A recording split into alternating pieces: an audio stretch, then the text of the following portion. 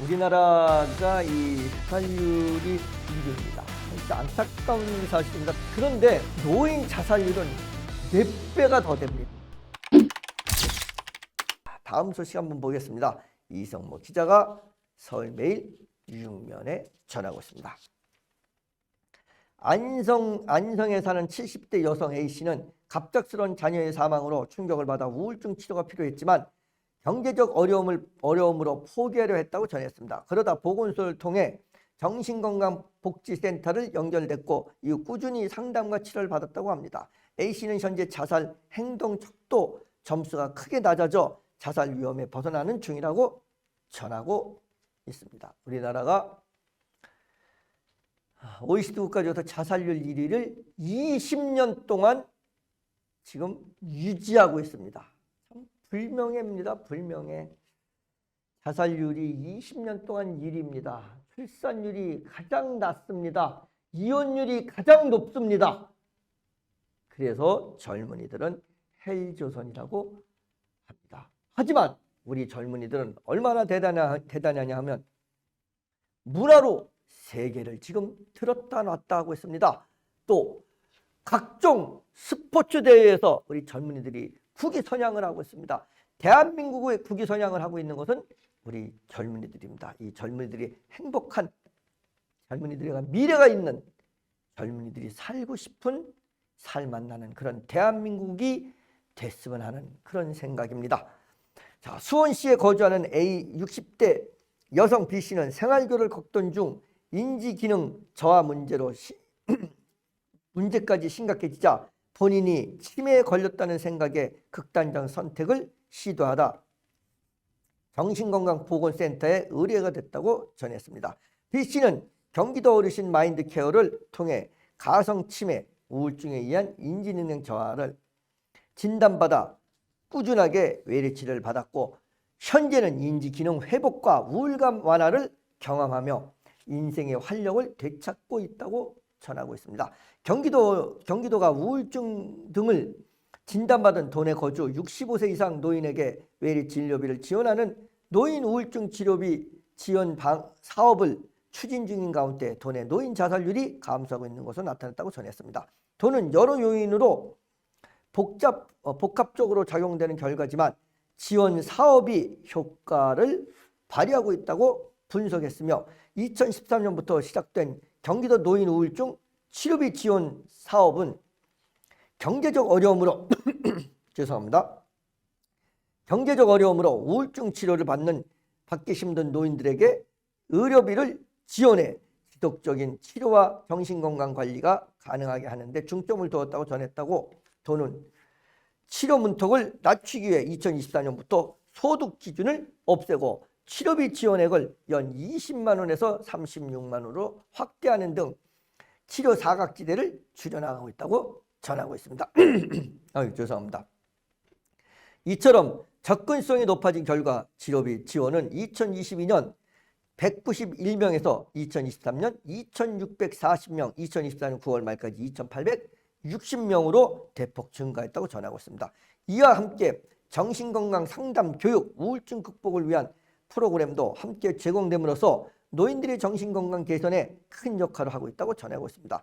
통계청 사망 원인 통계에 따르면 경기도 65세 이상 자살률은 2020년 42.9명, 2021년 42.4명, 2022년 42.7명에서 2023년 40.6명으로 꾸준히 감소세를 보이고 있다고 전했으며 2022년 치료비 지원을 늘린 2023년을 비교했을 때 전국 노인 자살률은 0.7명 증가한 가운데 경기도는 1.1명 감소했다고 전했습니다. 도 관계자는 노인 우울증으로 자칫 방치될 경우 자살 위험성이 크게 높아지는 요인이 될 수 있어 초기부터 예방적 조치가 중요하다며 치료비 지원 사업은 이를 위해 유용한 대책으로 지속적으로 노인 건강 정책을 노인 정신 건강을 지원하는 다양한 방안을 모색해 나갈 것이라고 말했다고 전했습니다. 우울증 등 말하기 어려운 고민으로 전문가 도움이 필요하면 정신건강 위기전화 1577-0199에서 24시간 상담받을 수 있다고 전했다고 이성모 기자가 서울매일 육면에 전하고 있습니다. 우리나라가 아까도 말씀드렸듯이 OECD 국가 중에서 자살률이 1위입니다. 참 진짜 안타까운 사실입니다. 그런데 노인 자살률은 몇 배가 더 됩니다. 노인 자살률은 OECD 국가 중에서 노인 자살률 몇 배가 더 됩니다. 우리나라 자살은 지금 이제 우리 기자가 취재한 결과는 정신건강 문제 쪽으로 지금 보고 있습니다. 왜냐하면 우울증이 있는 노인들의 지원 사항에 대해서 얘기하고 있는데 사실은 국민 보편적 가치의 문제가 있습니다. 우리나라가 압축 경제 성장을 하는 그런 과정에서 국민 보편적 가치가 물질에만 있습니다. 그래서 우리는 모든 걸 다 잃어버렸습니다. 지금부터 한 15년 전만 하더라도 우리 이웃에 누가 사는지 모른다. 이게 뉴스에 나왔습니다. 이제는 이웃에 누가 사는지 알면 스토커로 문제가 됩니다. 이웃에 누가 사면 아는 거 안 됩니다. 그렇게까지 지금 이웃이 무너졌습니다. 그러니까 어떻게 돼요? 가정이 무너졌습니다. 이혼율이 OECD 국가에서 1위입니다. 웬만하면 이혼합니다. 아니면 어떻게 돼요? 이혼 안 하면 별거합니다. 거의 따로입니다. 한 집에 살아도 아버지는 건너방, 엄마는 안방, 자식들은 다른 방 없어 아버지는 마루에서 자고 말도 안 합니다. 밥도 같이 먹지 않습니다. 이런 현상들이 벌어지고 있습니다. 가정이 붕괴됐습니다. 그러면 결국은 남은 게 나아납니다. 그래서 누구에게도 함께 할 수가 없습니다. 가족이라고 하는 것은 무엇이냐면 공통된 가치를 공유하는 겁니다. 그게 가족입니다. 그래야 행복합니다. 인간은 가치를 공유했을 때 행복한 겁니다. 그런데 가치를 공유하지 못하고 있습니다. 지금. 그래서 자식은 자식의 가치, 엄마는 엄마의 가치, 아버지는 아버지의 가치. 다행히 이혼하지 않고 한 집에 산다고 하더라도 밥도 제대로 같이 안 먹고 따로 살고 있습니다. 핸드폰에 유튜브 보고 각자가 보고 싶은 거 보고 앉아 있습니다. 한 자리에 앉아 있어도 각자 보고 있습니다. 이게 아주 이제 일반화됐습니다. 연인끼리 만나서도 각자 자기 핸드폰 보고 있습니다. 제가 깜짝 놀랐습니다. 어느 관광지를 갔는데 관광지에 연인들이 모여서 앉아 있습니다. 그런데 보통 얘기를 하지 않습니까? 얼굴을 바라보고 손도 잡고 얼굴을 바라보고 얘기도 하고 그래야 되는데 핸드폰을 보고 앉아 있습니다. 둘이서 각자가. 핸드폰 보다가 배고프면 카톡으로 야, 밥 먹자. 그래, 뭐 먹을래? 말이 필요 없습니다. 이런 사회가 지금 됐습니다. 사회 가치가 지금 문제입니다. 너무 획일화된 가치입니다. 너무 어디에 있어? 물질에만 있습니다.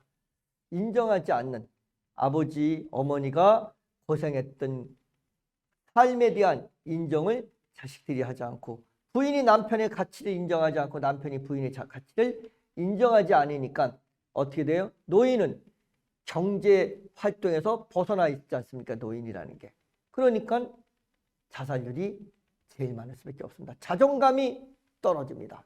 자존감이 떨어지면 끌어올라오는 게 뭔지 아십니까? 자존심입니다. 자존감은 바닥을 치고 자존심은 하늘을 뚫습니다. 그러니까 누가 뭐라고 한마디만 해도 저놈이 나를 무시하는 거 아니야? 하는 생각에 자꾸 외로워지고 고립되고 이러다 보니까 극단적 선택을 하게 되는 겁니다. 그래서 우울증이 걸리는 겁니다. 그래서 우울증이 걸립니다. 자존감이 떨어지고 자존심만 높아지는데 누가 그 자존심을 세워주겠습니까? 그 자존감이 저렇게 떨어졌는데 내가 수십 년 동안 열심히 일을 해서 나는 그래도 내 인생이 잘 살았다고 생각을 하는데 아무도 그 가치를 인정해 주지 않는다고 하면 얼마나 자존감이 떨어지겠습니까? 여러분, 이거 우리 사회의 큰 문제입니다.